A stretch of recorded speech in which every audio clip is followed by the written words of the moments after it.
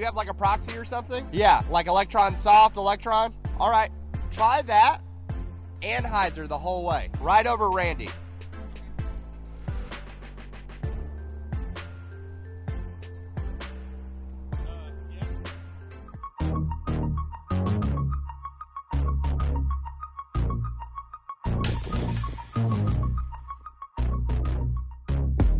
What's up, YouTube fam? Robbie C here. As you all try to improve your game and we try to improve things here on the channel, something that we don't talk about all that often is tournaments. It seems like we're all on this road to progressing and becoming better at the sport, and while some of you have been playing casually for years, others have just been playing the game for a few months. Yet there are lots of people from all skill levels who continue to ask me, Robbie, how do I know when I'm ready to play in my first tournament? So I decided to shoot a little bit of a different video to help hopefully answer that exact question for you. So I'm gonna get out of the middle of the road here and let's see if we can't dive into that experiment, shall we? To answer the first question in as simple of a way as possible, I would say that you should sign up for your first tournament, honestly, whenever you feel like it. As much as I want to tell you that tournament golf is the exact same as your regular or casual rounds, because I don't play with each and every one of you on a regular basis, I can't honestly tell you that it's the same. Now, I've played in a lot of tournaments, whether they were sanctioned or unsanctioned, and it's kind of hard to put myself back in those shoes. So I had an idea. What if I got a volunteer who was willing to play in their first ever event and document the whole process along the way? I put out a post in my local Facebook group seeing if people would be interested in being a part of this video, and after getting the vibe of several people either didn't read the full post or just wanted to be in the video, I finally found my guy. Justin Hardy is a Birdie fan member who's been playing disc golf for close to a year. We made sure that he had an active PDGA number and signed him up for his first ever tournament, a local A tier called the Magic City Mega Bowl. And an A tier might have been a lot, but we'll talk about that a little later. Now, outside of majors or elite series events, an A tier is one of the biggest events that you can take part in. I'll put the requirements for an A tier up here on the screen, but why I thought it would be interesting is because he would only be playing one round a day with specific and set tee times at every single round. But Justin had only played one of the three courses that he would be playing for this event, so I took him and another Birdie fan member, Randy, who has some tournament experience, out to one of the courses they were playing, and we had a bit of a practice round. There were three things I had Justin focusing on during the round. The first was just because he threw a great shot at one of the holes didn't mean that it was the right shot for that hole. Perhaps he had the throw of his life, or he got lucky on that specific line. Too often players will throw one good shot and think they've nailed it. The second was when we threw good shots, I wanted to focus on what we were thinking during the shot rather than just,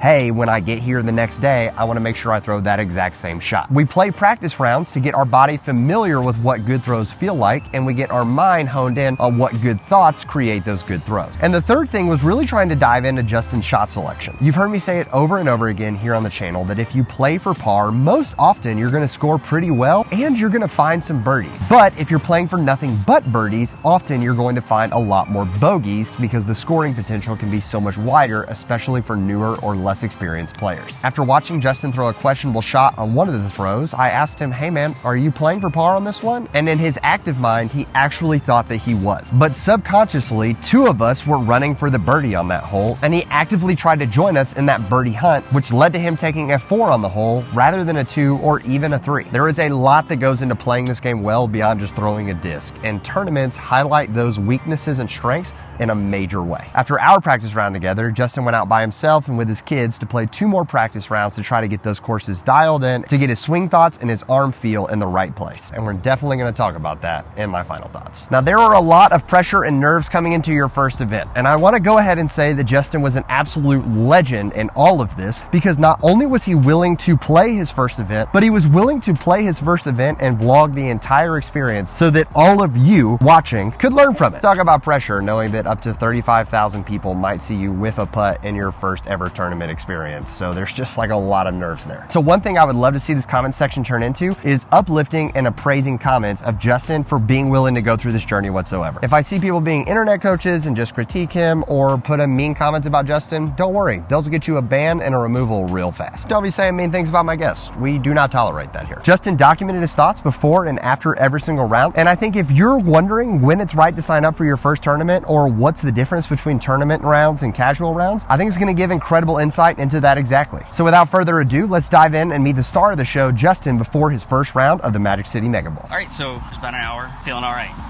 Feeling loose. Got my loosey-goosey going on. Trying to keep everything in perspective. There's nothing life or death here. Just trying to play a round I'm proud of, represent the birdie fam. I really enjoyed this course the other day when I played it. Yeah, it's just a nice mix of technical. It doesn't feel punishing. I think it's a great intro. For MA4, I think it's going to be a great intro course. So here is a look at Justin meeting with his card and the course TD before the event gets kicked off. Usually they'll go over a couple important OB rules and things to pay attention to on the course. I did want to make sure that we had footage of Justin's first hole in his first ever tournament. I think it can be overlooked how big of a deal this actually is to a competitor.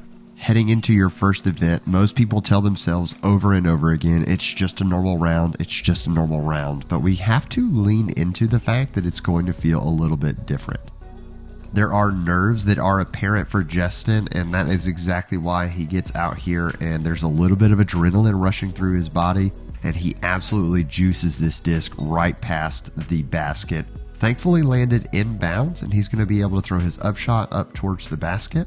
Justin immediately impressed me by overcoming the adversity of a rough tee shot into a less than ideal upshot for what he was looking for. He wanted to be underneath the basket. So from here on out, I asked Justin a couple of questions for him to answer both before and after his rounds, and I wanted to take some of his answers and put them over some footage for you guys to hear what he was thinking throughout his tournament experiences. Yes, sir. Good three. Just finished up first round out here at Pinson. First half was fine.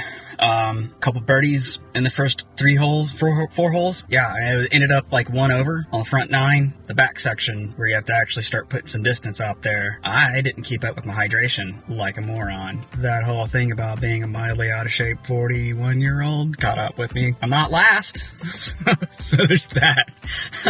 Try to keep spirits up. Stinks I played so well on the practice round, but it is what it is. So tomorrow's a new day. Did anything feel different between this round and a normal round? Yes, there were a few things that felt different between this round and a normal round. It was with strangers, which, we gelled up pretty quick and got a decent rapport. Most of the time I'm playing with at least someone else I know, and I think that was why it felt good to have Robbie filming for that first half, because I had that familiarity there. The other part is trying to keep everything straight, procedure-wise. I knew it was going to happen, but I had too many rounds with my friends that were just really casual, and luckily I didn't have any major trip-ups on that, but it was at the forefront of my mind because this is competitive, it's still competition, and people will call you on it. It was mentally taxing. The biggest strength today was honestly my putting. I felt really good with my putts. My drives off the tee were trash today, but my scramble game was on point. I don't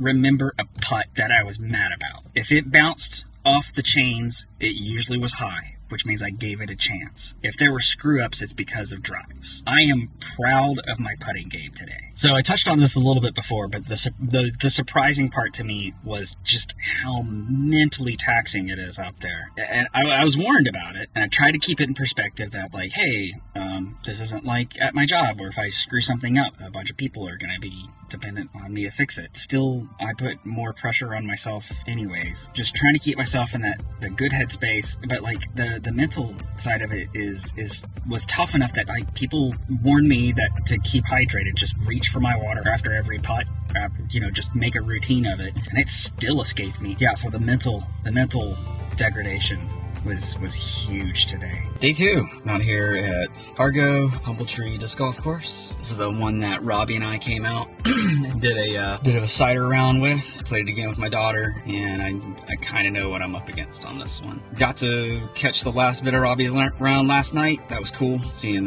some of the open guys play, just getting to see some of the camaraderie amongst a group of players that most of them have known each other for a while, it seems like. Yeah, got a little bit of coaching last night from him. He mentioned that when I don't execute, I definitely let it out. I verbalize it to myself and thought about it after he mentioned it. Why do I get disappointed in the first place in a bad shot? I'm frustrated with me because I didn't execute, but maybe I'm pushing myself to execute and go for birdie still when I am telling myself I need to be going for par. Listening to Robbie, taking that advice. Don't be disappointed. Just look at the opportunity to recover. And I'm going to go warm up Wish me luck. So let's talk about my second round. Basically, did anything feel different between the first day and the second day? Yes, I noticed a big difference between day 1 and 2. Day 1 was all jitters. I was attacking holes that I probably shouldn't. My second day, I scored worse. I think I ended up +9, but I felt better about the score.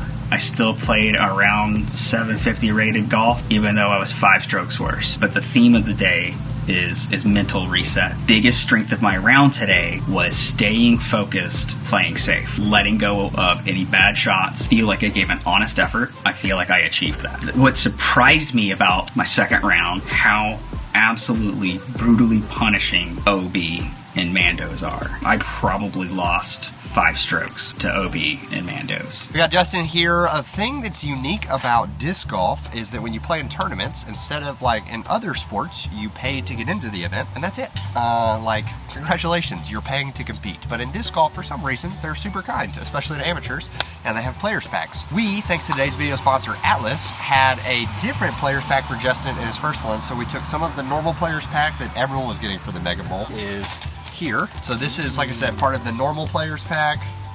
Usually comes with some tournament stamp discs. He's got an EMAC Truth and a harp. Yeah, dig it, dig it. Look at the shirt. Oh, look at this. Can you give a shout out to the Bryant bags. A little epoxy mini. That is awesome. Some cool stuff there, but then, like I said, today's sponsor for today's video, who made this whole event possible for us to bring Justin into the event, paid for the registration fee, all that, is Atlas Disc Golf Supply. So you have one really thing that I love about Atlas is that Brad still writes personal notes to everyone that buys, which is super cool. Yeah, so then it has, like, it comes with a Velcro patch because the Atlas bags, the Pioneer has this on there, so he's getting a brand new Pioneer V2, which is super cool. And then I'm gonna let you see what's inside. Oh man, I got hooked up. Chalk bag. That's So sweet. chalk bag clips on the D-ring. Oh, come on now. Yes, little Trash Panda Mini. Yes, sir. We love Shout you, out Jesse. Trash Panda. We Yes, love sir. you, Jesse. Jesse's the bomb. Atlas towel. Alice towel. That right there. Thanks. Oh. Whoa, what? That's what I'm talking. The Scout, the brand new Atlas rangefinder. Yes. Come on, man. yeah. That is hooked. So I can be like, Yeah. yep, I can't throw that far. I That is- freaking love it. That's wicked, man. And then something that a lot of people don't have yet is our stool. Oh, wow. That is. So it compacts to that size. It fits in one of the cup holders. That was the whole purpose, the way it was designed. That is slick. Yeah, because the other one's like beating me in the head all the time that I've gotten out. This Yeah. is high quality. Thank you to Atlas for making this whole thing possible. And dude, you're swagged out. Thank you again, seriously, Atlas, for making this whole thing possible. Excited to see. We got one round left. Yeah, I'm psyched. We'll do it up. Cool beans. Appreciate it. Yes, sir. All right. Final day. Just got here at Gardendale, half hour early. Gonna stretch out, do some putts, a couple drives. Short intro, because I really want to get out there. But there's been something like missing. I haven't had my cheer squad, so I brought them today. Hopefully a little more relaxed, because yeah, I'm used to playing with either, people I know or my family for the most part. So, because the family's the reason I got into disc golf, and hopefully it'll be good for me today. See you on the other side. All right, so I just finished day 3. What was different about today? Today was about exhaustion. I was beat. Pushed through, kind of got my second win, and then again fell victim to some Mandos, some OB. Yeah, today was rough. I'd like to be able to hold my own. I did not come in dead last. Second to last. Put myself out here in front of 35,000 people. If I can do it, and you guys can watch me struggle through it and have fun along the way and learn some things about myself, man, do it. Especially if you got someone that believes in you. My real joy with disc golf is playing it with my family. My family came out today. It was the vibe elevated. Even though I shot through like trash, having my son come up and give me a hug after it and give me good vibes, it kept me from spiraling. I could have spiraled so easily. Again, I want to thank Robbie. He has been just a absolutely source of positive energy on this, and some tough love as well. But tough love I needed. He pointed me in the directions I needed to go, and I was better for it. Oh, this? What's this? Right here? Yeah, I dabble. I do some dives. Disco dives, disc geo dives on Instagram. So what are my thoughts on this overall experience and how do they relate to you? The first is that I want to emphasize once again how much of a hero I think Justin is for coming on the channel and being willing to be vulnerable enough to share his thoughts and honestly struggles with each and every one of you. Let's show him some love once again in the chat because this video truly wouldn't have been possible without it. The second is that tournament endurance is a very real thing. Tournament rounds usually take about an hour more than your average casual round, and that's if you're moving at what I would say is a normal pace. If you're one of those crazy people who like runs and sprints through your round, then it's definitely going to feel like an actual slow walk. Even with just one round a day, Justin had played a ton of golf in the week leading up to the Mega Bowl and then also playing his intense round every single day. So in a similar world where if you're out of shape, signing up for a 10K is probably not a good idea. If you only play disc golf once or twice a month, then maybe signing up for a tournament right now isn't the play for you. The third thing is that I do believe you can practice too much leading into the event. Justin and I hadn't really talked about it before, but if I would have known that he had an inherent wrist injury, I definitely would have had him practicing way less, whether that's putting in the backyard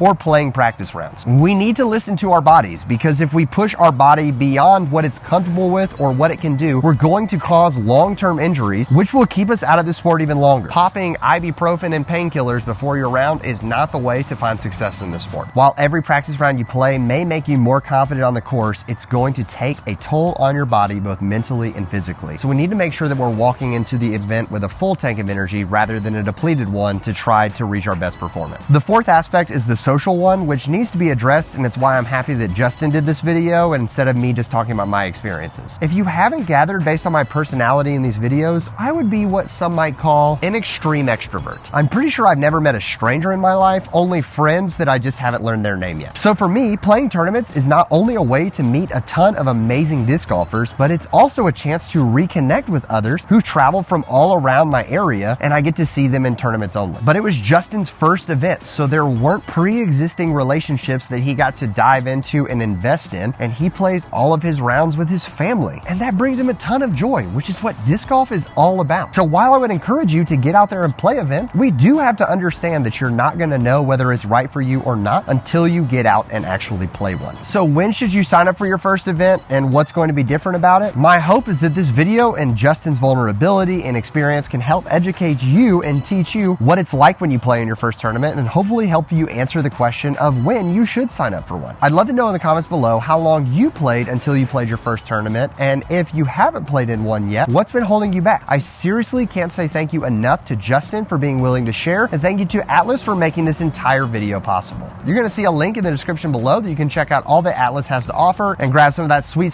stuff that was in Justin's Players Pack. If you find yourself at the end of this video thinking, yeah, I think it might be time for me to sign up for my first event, then head over to discgolfscene.com and see if there are any events near you, and then check out this video right here to talk about how you should prep for that first event. As always, I want to say thank you so much for watching. It's an honor to be able to make content and bring opportunities like this to your screen. Without you tuning in every week, none of this would be possible, so thank you so much. With all that said, I hope you have an amazing rest of the week. But for now, I'm going to leave you with the birdie.